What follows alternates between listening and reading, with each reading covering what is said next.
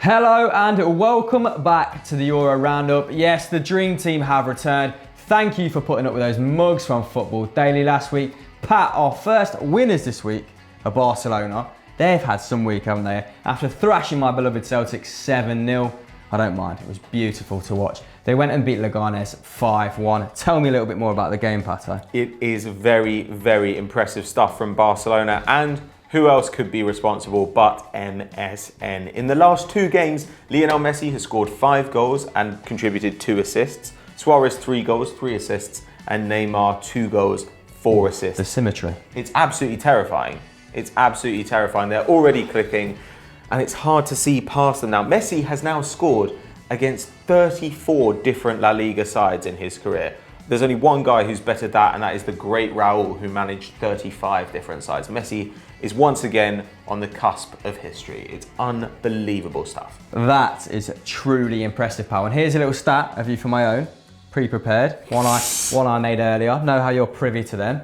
Sergio Ramos, Leo Messi, and Aduriz are now the only La Liga players to have scored in the past 12 seasons. That is some feat. That is some feat of longevity from those boys. And we talk about effort. These Barca results have been the result of a squad effort, haven't they? They've started 23 different players so far this season. That's incredible. Well, yeah, we saw Rafinha net at the weekend. And if those guys start contributing, we've obviously seen Andre Gomez, Samuel Umtiti, Jasper Cillessen coming in the summer. They're all already playing and at a pretty decent level. The one weakness that you could have said Barcelona had last season was their strength in depth. So if they've corrected that, it's hard to see past them for the title. But what do you guys think? Are Barca going to lift that La Liga trophy once again? Let us know in the comments below. Yes. Our first losers of the weekend are PSV, who fell to a 1-0 defeat against title rivals Feyenoord to end their unbeaten start to the season. Now, it's actually been a pretty dark time for Philip Cocu's men. This is only the second time since 1956 that they've gone 3 games in all competitions at home without scoring a goal. They are starved at the moment, Chris. What a lovely stat, Pat, as to be expected. This was a game I watched pretty closely, and it was a game of attrition, mate. Giovanni Van Bronckhorst final had to sit there, soak up an awful lot of pressure from PSV, who outpassed them, who outcrossed them, who had twice as many attempts. They had 16 shots on goal in comparison to finals 8. And it was actually Brad Jones, the goalkeeping prowess of Brad Jones, who apparently is in a great vein of form over there. Fair play to the lad. He kept them in the game, making no less than 7 saves. Wow. Feyenoord scored with their only shot on target as well in the 82nd minute. Safe to say, wasn't one for the neutrals, but still interesting in the dynamic of the Eredivisie nonetheless, Pat. Well, it was an interesting game, in a game that was lacking cutting edge from the forward players. Luke de Jong, he did what he always does and won 6 aerial duels. Very, very impressive. He won possession 3 times. That's also good from a striker. He had 3 shots. Now, that's pretty decent in a bigger league, but in the Eredivisie, that's fairly low for a striker. Couldn't find a way past Brad Jones, as you say. And actually, it fell to a centre-back, Botegan, the Brazilian, to make the difference on the day. Converted that chance from a corner in the 82nd minute, and he actually had a phenomenal game overall. He made 4 tackles, won 3 aerial duels, and had an 88% passing accuracy. It was a valiant effort. Well done, Botegan. It's like the Lucio of old. Oh, yeah. But who's going to win the Eredivisie? Let us know in the comments below, just for a change. And the next club on our winners list are PSG, who beat Cannes yet again 6-0. It was an absolute ass whooping, wasn't it, Pat? Edinson Cavani scored 4 goals before being hauled off at half time.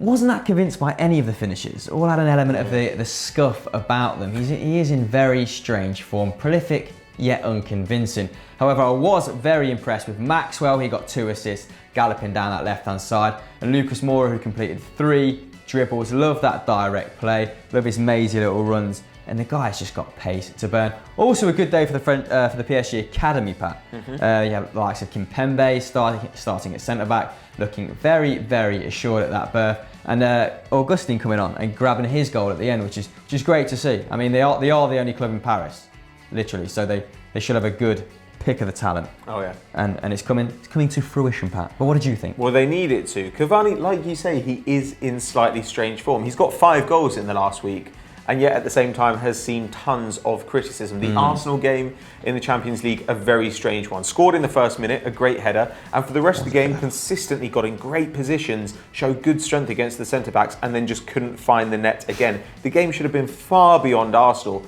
by the time they levelled it up with that Alexis Sanchez strike. But Cavani is now 6th in the all-time top scorer list for PSG. Pretty impressive stuff. Can you guess who's number 1? Zlatan. Yep. Yeah, I got that right. Nailed it. Ruined it. But anyway, this is PSG's second 6-0 win over Caen in 5 months. So at this point, they might be better off just forfeiting the game, because then you get an automatic 3-0 loss and it would help their goal difference overall. But look, PSG, despite this dominant win, they're still behind Monaco and they're still behind Nice in the Ligue 1 table. So it'd be interesting to see how increased competition will manifest itself in PSG's Champions League performances. Yeah. We often see teams that win their league very early. Then it switch off early They start to switch off a little bit. So perhaps that competition will help them. But I think it's still hard to see past them for the league. Definitely. Our next losers are Juventus. They lost 2-1 to Inter Milan to end their perfect start to the season. Now, they actually had gone 1-0 up, thanks to Stefan Lichtsteiner, after great work by Alexandro down the left. But then in 12 second half minutes, they conceded 2. First to Mauro Icardi, and then to the Croatian winger, Ivan Perisic. But you were quite impressed by Frank de Boer's adjustments, weren't you? I was. When I watched this backpack, the most interesting thing I found about the game was de Boer's adaptation from his preferred 4-3-3 system to a 4-2-3-1. And he actually deployed João Mario next to Gary Medel in that deep midfield position. Now, Medel was still doing the heavy lifting. Medel made 4 tackles. But João Mario completed a couple of take-ons, and he actually made 4 key passes, which shows when he gets the ball in that deep position, he's really carrying his team up the pitch. I thought that was a really, really interesting little caveat in de Boer's approach. And it's yielded 2 wins since the loss to Chievo and the draw with Palermo, so it seems to be working, Pat. It does indeed, but I think this is a game that was really about individual brilliance. Juventus were not very good on the day, but Mauro Icardi in particular was the star man once again. He contributed 6 of Inter's 16 shots, and he was a creative threat as well. He's often seen as a pure poacher, but he very consistently puts up decent creative numbers. The defence as well, really, really strong. Because Juve benched Gonzalo Higuain for this match and played Mario Mandzukic, then we knew that there was going to be a decisive battle fought in the air. And Murillo won 5 headers in the course of this game. He's really looking the part next to Miranda. Very, very impressive stuff. But what do you guys think? After a summer of heavy spending, have they got it in them to challenge for the title? Or would Inter Milan fans just be content with a Champions League spot? Let us know, you guessed it, in the comments below. And our last winners, Tuato, are Atletico Madrid, who beat Sporting Gijon 5-0, with the forward line getting all the goals. My boy Torres got his first brace since returning to Atletico. Griezmann got his fastest ever La Liga goal in 90 seconds, just in case you needed that tad bit of information. And what's the other boy's name? Kevin Gameiro. Kevin Gameiro scored an absolute perler with that finesse shot into the right-hand side. Atletico have now scored 9 goals in their last 2 games after scoring 1 in their opening 2. So it's safe to say, Pato, they are back to their emphatic best. Yeah, in the league anyway. Oh yeah, in the league. But with that front line clicking, it looks like things could be pretty rosy for the Rojiblancos this season.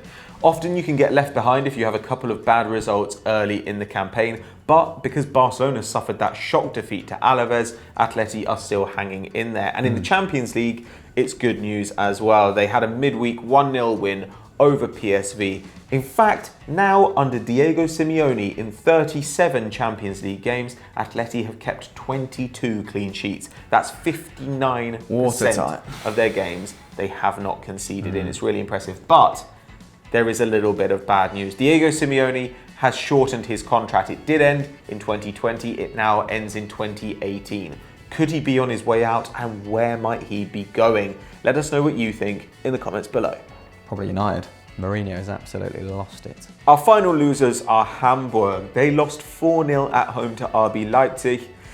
This despite the fact that they were level at 0-0 up until the 65th minute. Christoph, take me through it. Well, yes, they were level, Pat, until Adler gave away a very soft penalty. So soft, it may have been a dive, and it was duly converted by Forsberg, who I thought had a hugely impressive game, getting on the score sheet and getting an assist. Now, Leipzig had 63% possession. Being the away team, that's not good enough from Hamburg. Hamburg did have their chances. They had 14 shots, only 2 were on target. 2. Whereas Leipzig converted 33% of their chances. Now, this is a team that presses very high. Forsberg's an attacking midfielder, and he won 5 tackles. Timo Werner, also, who came on and scored, he also won 3. That's 8 right there. They won 29 as a team. They work insanely hard for each other, Pat, and I was hugely impressed and entertained after the first hour. Well, this is kind of a hallmark of a Ralph Hasenhüttl side. They really are hardworking, and he employs this kind of unusual 4-2-2-2. 4-2-2-2. Yeah, nailed it. That's the right number, just checking. They've actually got an incredible amount of midfield talent. Like you said, Forsberg, very good. They also had Demmer, who protected the back line really well. Also made 5 tackles in this game. Then they've got players like Stefan Ilzanko, who I love, and my boy, Naby Keita, also very impressive. They're a very direct team, really exciting stuff. This follows on the back of a 1-0 win over Borussia Dortmund. So things are looking pretty exciting for RB Leipzig. Yeah, really exciting. I was a bit disappointed I didn't see more of Oliver Burke, but fucking don't care. There we go. So that was this week's Euro Roundup. What results have we missed? Let us know, guys, as per in the comments below. Now, if you enjoyed this video, don't forget to check out our top 10 big game chokers. So violent, so painful. And as ever, guys, don't forget to like and subscribe. Call the police.